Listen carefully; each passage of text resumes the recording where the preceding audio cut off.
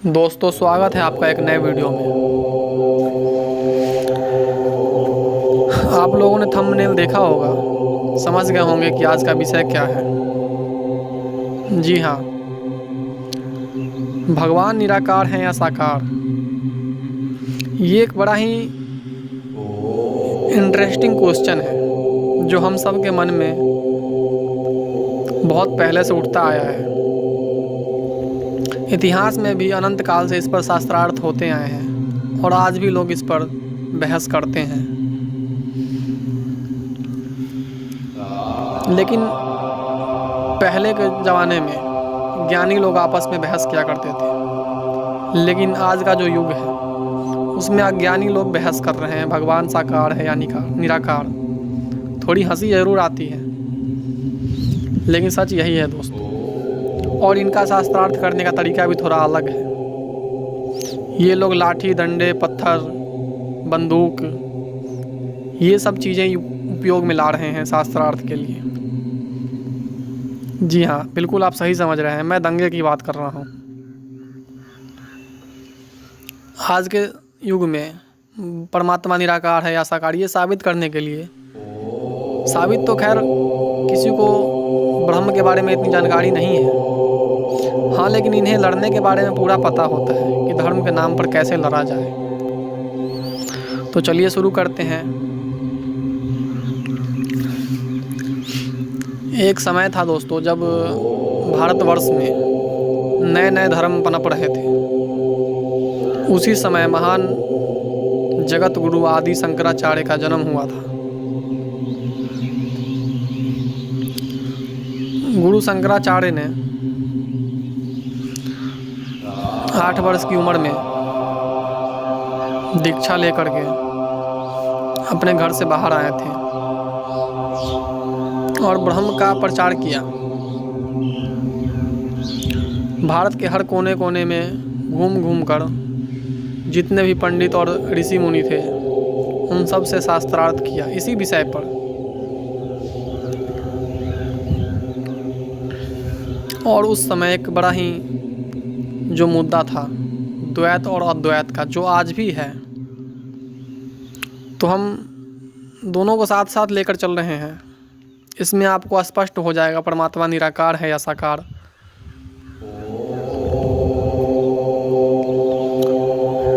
तो सबसे पहली बात, हम उन्हें परमात्मा कहते हैं। परमात्मा का परिभाषा क्या होनी चाहिए? परमात्मा उसे कहते हैं जो सर्वशक्तिमान है और हर एक चीज़ करने में सामर्थ्य है। वो चाहे तो रूप भी ले सकता है, वो चाहे तो बिना रूप के भी रह सकता है। जैसा कि भगवान गीता में बता रहे हैं कृष्ण भगवान, वो अपना विराट स्वरूप का वर्णन कर रहे हैं, तो उसमें पूरा जगत दिखाई दे रहा है दोस्तों। तो परमात्मा का कोई एक आकार नहीं हो सकता है, निराकार मतलब उसका कोई एक आकार नहीं है। अब बहुत से लोग इस बात से चिढ़ते हैं, दंगे करते हैं इसी बात पर कि साकार को पूजना व्यर्थ है। उन लोगों ने शायद परमात्मा की एक दायरा उन्होंने तय कर दिया है। वो परमात्मा ही कैसा जो दायरे में रहे। जी हाँ, इन लोगों ने दायरा तय कर दिया है परमात्मा का कि आप रूप ही नहीं ले सकते। ये कैसा दायरा बनाया है उन्होंने, परमात्मा की कैसी परिभाषा बनाई है उन लोगों ने। सनातन संस्कृति में भगवान के मेन 3 स्वरूप के बारे में बताए गए हैं, ब्रह्मा, विष्णु, महेश। और मैं ये भगवान को मैंने देखा तो नहीं है, हाँ, लेकिन मैं ये कह सकता हूँ कि वो परमात्मा है, रूप ले सकते हैं, इसमें कोई बड़ी बात नहीं है। आदि शंकराचार्य ने अद्वैत की परिभाषा दी थी, ब्रह्म सत्य जगत मिथ्या। इसका अर्थ होता है दोस्तों, हम जितनी भी चीज़ें देख पा रहे हैं, जो सजीव है, जो सांस ले रही है, वो सब ब्रह्म का ही अलग अलग स्वरूप है। हम, आप, पेड़ पौधे, पशु पक्षी, जीव जंतु जितने भी हैं, सब ब्रह्म का स्वरूप है। तो इस विषय पे बहस करना कि परमात्मा साकार है, निराकार है, वो आकार नहीं ले सकता, ये मूर्खता ही होगी दोस्तों। इससे ज़्यादा और कुछ नहीं कह सकते इसको। और जब हम थोड़ा सा समाज को ऑब्जर्व करते हैं, मनुष्य, जीव जंतु, पेड़ पौधे, जब हम इन सब चीज़ों को ऑब्जर्व करते हैं तो इन सब की फीलिंग जो है वो सेम होती है। सबको भूख लगता है, सभी पानी पीते हैं, सभी रात को आराम करते हैं।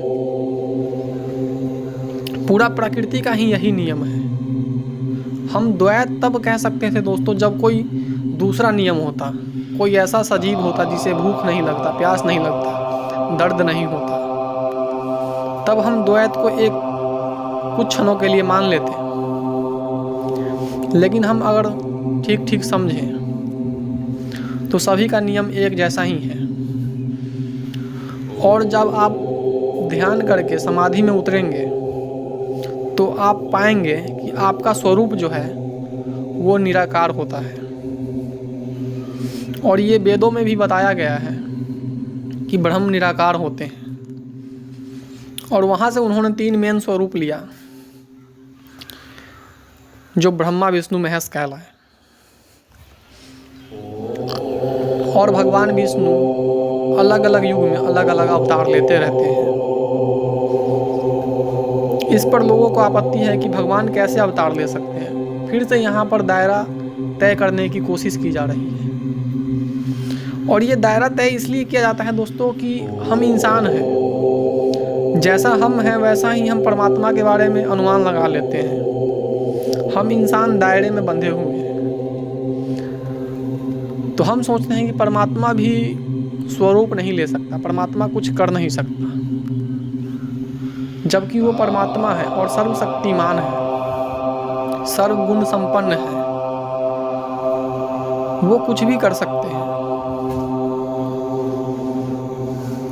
जैसा कि मैं कह रहा था, जब आप समाधि में उतरेंगे तो आप जो पाएंगे, आपका जो निराकार स्वरूप आप देखेंगे,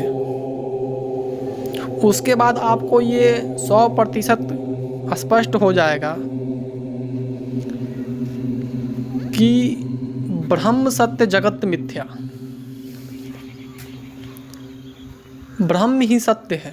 हम यहाँ जितने भी चीज़ देखते हैं, बार बार ये मैं कह रहा हूँ, जो पशु है, पक्षी है, जानवर है, रूप भले ही सबके अलग अलग हैं, लेकिन उनके अंदर जो शक्ति है वो बिल्कुल सेम है, तनिक भी अलग नहीं है, वो है।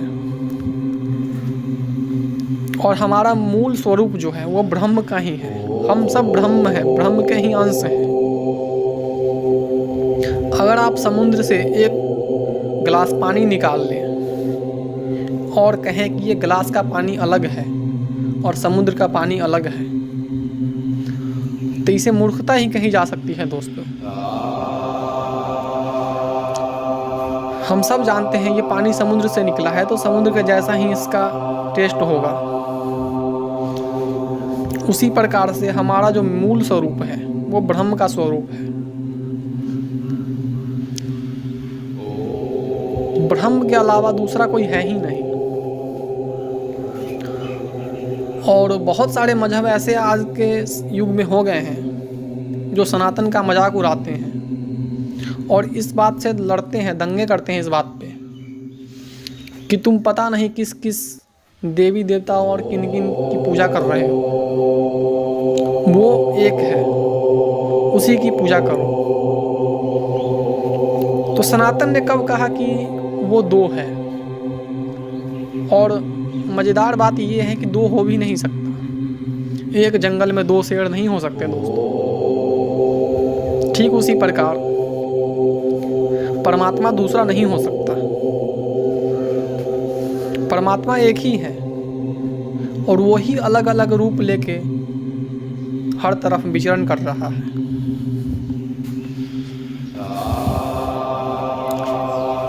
जैसे कि अगर हम बिजली की बात करें तो बल्ब छोटा होता है, बड़ा होता है। कुछ बल्ब इतने बड़े होते हैं जिन्हें हम हाइलोजन लाइट कहते हैं। सृष्टि भी उसी प्रकार से चल रही है।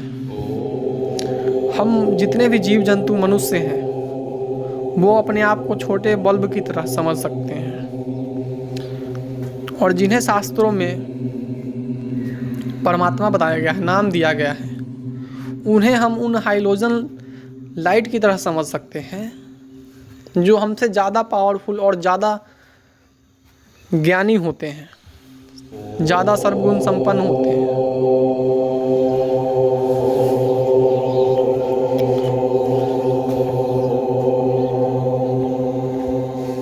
उम्मीद करता हूँ दोस्तों, आपका परमात्मा निराकार है और साकार है के मतभेद से कुछ स्पष्टीकरण मिला होगा। आप सबको वीडियो देखने के लिए बहुत बहुत धन्यवाद। और अपना प्यार ऐसे ही इस चैनल को देते रहें, सपोर्ट करते रहें, तभी हम संस्कृति को वापस से ला पाएंगे और भारत को फिर से विश्व गुरु बना पाएंगे। भारत फिर से सोने की चिड़िया बन सकती है। सुनने के लिए फिर से एक बार बहुत बहुत धन्यवाद।